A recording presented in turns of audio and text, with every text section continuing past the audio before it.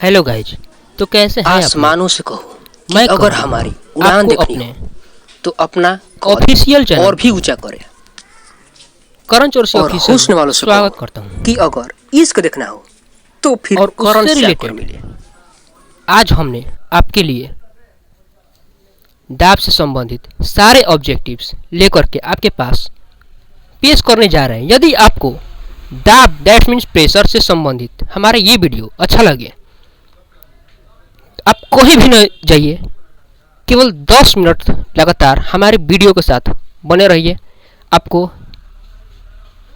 हमारा ये वीडियो दाब से संबंधित अच्छा और सही लगेगा, फुल गारंटी के साथ बोल रहे हैं। तो चलिए, इससे रिलेटेड आपका पहला ऑब्जेक्टिव क्वेश्चन ये रहा।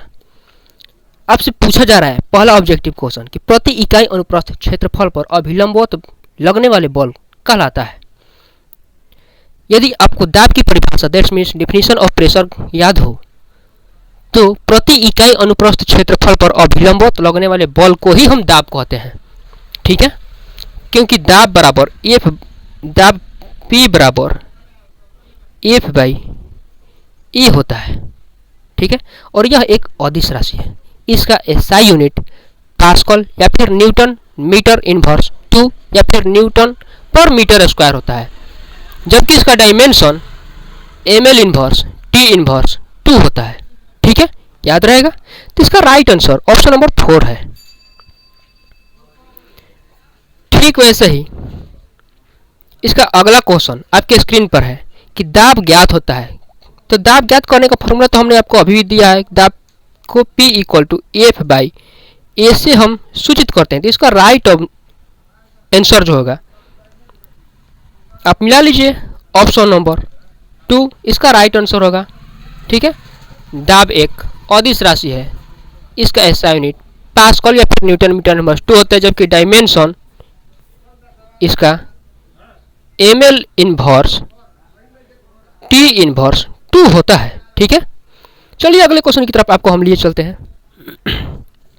अगला क्वेश्चन दाब से संबंधित अगला क्वेश्चन आपके स्क्रीन पर यह रहा कि दाब कौन सी राशि है। याद हो तो अभी तुरंत ही हाल ही मैंने अभी आपको हमने बतलाया कि दाब एक अदिश राशि है। इसका right answer option number A होगा। दाब एक अदिश राशि है। ठीक है, याद रहेगा। That's means scalar quantity. अगला क्वेश्चन आपके स्क्रीन पर दिया जा रहा है कि कीचड़ में चलकर पार करने की अपेक्षा सड़क कर पास करते हैं, ऐसा क्यों? जब आप कीचड़ या फिर दलदल में फंस जाएंगे ना, तो याद रखिए उसमें चल करके पार करिएगा तो और अंदर धंसते ही चले जाएंगे, क्योंकि आपके पूरे बॉडी का वेट आपके पैरों पर होगा और उस समय प्रेशर बहुत अधिक बढ़ जाएगा, जिससे आप कीचड़ या फिर दलदल में डूब सकते हैं, आपकी मौत भी हो सकती है। तो याद रखिए कि जब कभी भी आप कीचड़ अथवा दलदल में फंसे हुए हो तो सड़क कर या फिर लेट करके ही पार करिएगा उसको, क्योंकि आपका पूरे शरीर का जो दाब है वो घट जाएगा। तो दाब को घटाने के लिए हम सड़क कर या फिर लेट कर पार करते हैं। तो इसका राइट आंसर ऑप्शन नंबर 2 होगा। ठीक है, अगला क्वेश्चन आपके स्क्रीन पर दिया जा रहा है कि दाब का SI यूनिट क्या होता है। तो अभी हमने आपको हाल ही में बतलाया है कि दाब का SI unit newton meter inverse 2 या फिर पास्कल होता है। ठीक है, पास्कल। तो इसका राइट आंसर ऑप्शन नंबर मिला लीजिए 2 होगा इसका राइट आंसर। ठीक है, चूंकि दाब का खोज पास्कल नामक वैज्ञानिक ने किया था और यही कारण है कि इसका SI यूनिट पास्कल होता है या फिर न्यूटन मीटर इनवर्स 2 भी होता है। ठीक है, अगला क्वेश्चन आपके स्क्रीन पर दिया जा रहा है कि हाइड्रोलिक ब्रेक कार्य करता है। याद रखिए, आज के बाद गांठ बांध लीजिएगा। याद रहे, आज के बाद अगर आपसे पूछा जाए कि हाइड्रोलिक ब्रेक, हाइड्रोलिक प्रेस या फिर हाइड्रोलिक लिफ्ट किस नियम पर आधारित है या फिर किस सिद्धांत पर कार्य करता है, तो हाइड्रोलिक ब्रेक हो या फिर हाइड्रोलिक प्रेस हो या फिर हाइड्रोलिक लिफ्ट हो, ये तीनों का तीनों आपके पास्कल के सिद्धांत पर ही आधारित है। पास्कल के थ्योरी पर ही कार्य करता है। याद रहेगा। इसका राइट आंसर ऑप्शन नंबर 2 इसका राइट आंसर है।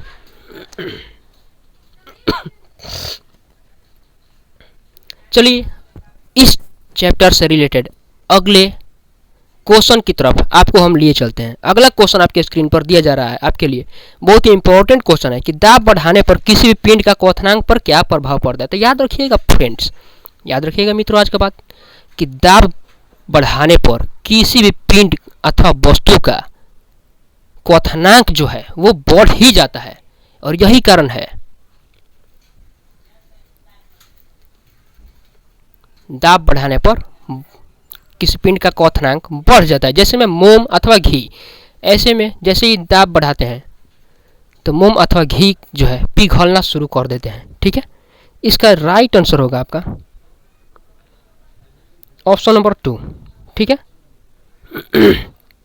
अगला क्वेश्चन आपसे पूछा जा रहा है कि बैरोमीटर से क्या मापा जाता है। याद रखिए बैरोमीटर से हमेशा वायुमंडलीय दाब को मापा जाता है।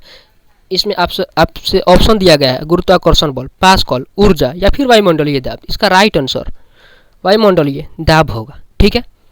बैरोमीटर जहाँ पर एक बार बराबर 10 के पावर 5 न्यूटन के बराबर होता है। ठीक है, याद रहेगा। बैरोमीटर से हम हमेशा वायुमंडलीय दाब को ही मापते हैं।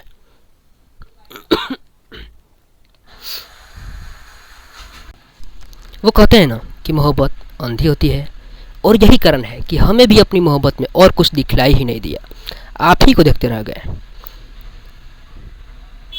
इस स्थिति में किसी के दिल को हमने ठेस तो नहीं पहुंचाया, किसी की जान तो नहीं जा रही है, किसी को दुख तो नहीं पहुंचा। हमारे पास समय तो था, पर ये सब सोचने का समय था, पर हम सोच ही नहीं पाए। क्या करें, आपसे इतनी प्यार जो करते हैं। आपके अगला क्वेश्चन दाब से संबंधित आपके स्क्रीन पर यह रहा कि बैरोमीटर का पठांक जब अचानक नीचे गिर जाता है तो क्या होता है। याद रखिएगा कि बैरोमीटर का जब पठांक अचानक नीचे की तरफ गिर जाता है तो उस कंडीशन में, उस सिचुएशन में हमेशा तेज आंधी या फिर तूफान आने की संभावना रहती है। इसका राइट आंसर ऑप्शन नंबर 2 होगा। ठीक है, आंधी या फिर तूफान।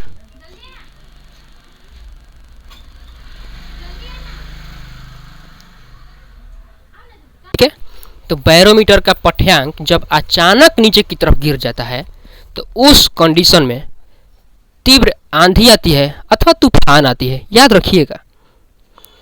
ठीक इसी से रिलेटेड अगला क्वेश्चन आपके स्क्रीन पर दिया जा रहा है आपके लिए कि बैरोमीटर का पठांक जब धीरे धीरे नीचे की तरफ गिरता है तो क्या होता है। तो याद रखिएगा फ्रेंड्स कि बैरोमीटर का पठांक जब धीरे धीरे नीचे की तरफ गिरता है ना तो वर्षा होने की संभावना रहती है। इसका ऑप्शन नंबर 3 जो है आपका राइट आंसर है। जब बैरोमीटर का पठांक धीरे धीरे नीचे की तरफ गिरता है तो वर्षा होती है, संभावना व्यक्त किया जाता है कि वर्षा होगा ही होगा। ठीक है, इससे रिलेटेड अगले क्वेश्चन की तरफ आपको लिए चलते हैं। अगला क्वेश्चन आपसे पूछा जा रहा है कि बैरोमीटर का पठांक जब धीरे धीरे ऊपर की तरफ बढ़ती है या फिर ऊपर की तरफ चढ़ता है पठांक तो क्या होता है। ठीक है, तो बैरोमीटर का पठांक जब धीरे धीरे ऊपर चढ़ता है तो मौसम जो है आपका साफ होती है, मौसम साफ रहने की संभावना रहती है। याद रखिएगा, और इसका राइट आंसर ऑप्शन नंबर 1 होगा। इसी बैरोमीटर की सहायता से वैज्ञानिक लोग कब मौसम साफ रहेगा, आज वर्षा होगी अथवा नहीं, भूकंप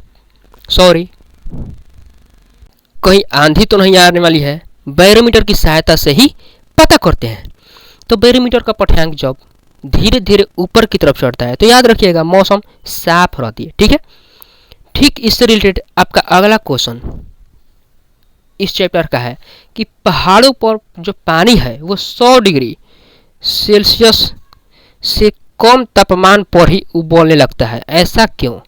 याद रखिएगा कि जैसे जैसे हम ऊंचाई पर चढ़ते हैं ना, जैसे जैसे हम ऊपर की तरफ जाते हैं पृथ्वी तल से, पृथ्वी की सतह से, तो वायुमंडलीय दाब घटता जाता है लगातार। ठीक है, और ऊंचाई पर चढ़ने पर वायुमंडलीय दाब घटता है लगातार, और उसके घटने की स्थिति के कारण ही पानी जो है 100 डिग्री सेल्सियस से कम तापमान पर ही पहाड़ों पर उबलने लगती है, या फिर फाउंटेन का जो पेन है वो रिस जाता है, उसका स्याही बाहर निकल जाती है। या फिर इसका अगला एग्जाम्पल भी हम दे सकते हैं आपको कि कोई व्यक्ति पहाड़ों पर चढ़ता है तो अपनी स्थिरता बनाए रखने के कारण ही आगे की तरफ झुकता है, क्योंकि वायुमंडलीय दबाव वहां पर लगातार घटता है। या फिर इसका अगला एग्जाम्पल हम आपको दे सकते हैं कि अगर कोई बीपी हाई का पेशेंट है तो उसको वायु एयरपोर्ट की सहायता से, वायु मार्ग की सहायता से एक स्थान से दूसरे स्थान पर आने जाने की इजाज़त नहीं रहती है, क्योंकि हो सकता है कि वायुमंडलीय दबाव घटने के कारण उनका मौत भी हो जाए। ठीक है,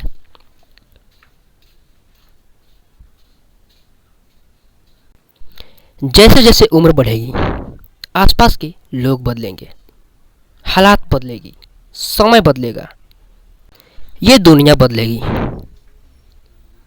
शायद आप भी बदल जाए, पर एक चीज़ है जो कभी भी नहीं बदलेगी, और वो है आपके लिए मेरा प्यार। ये लगातार बढ़ते ही जा रहा है। शायद यदि दाब से संबंधित किसी प्रकार का कोई क्वेश्चन आपको मेरे द्वारा खेद पहुंचा रही है तो आप हमारे